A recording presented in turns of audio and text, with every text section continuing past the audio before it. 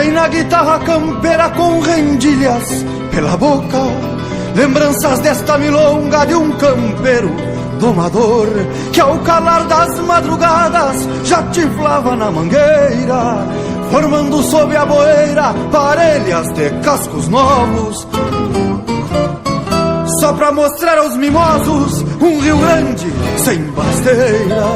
Foi no lombo de um crinudo sentador mal arriado que o capenga ginetaço se quedou na tarde morna.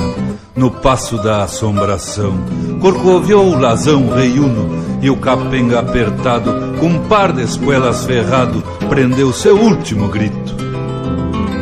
Arrastou trastes da vida no luzeiro das estrelas, basto, bocal e rendilha, maniador, cincha e carona, pois a noite tinha o dom de acalmar outros na doma, e lá quando amanhecia o capenga já se ia.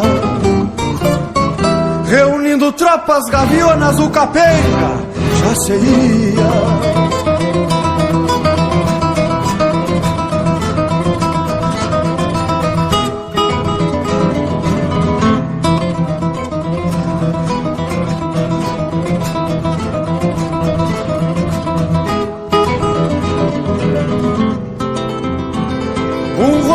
Bem parado é o seu maior encanto.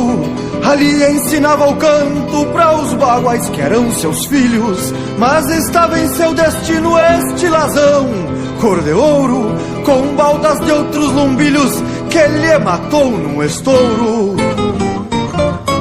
No entardecer de domingo que lhe matou um estouro.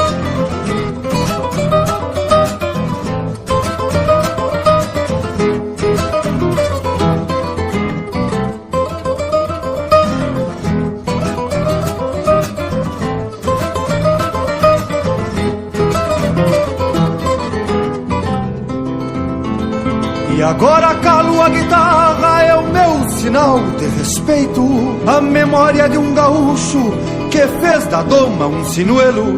A uma saudade crinuda não se amansa, campo afora traz lembranças de esporas, acordando sesmarias, acordando sesmarias maragateadas de aurora.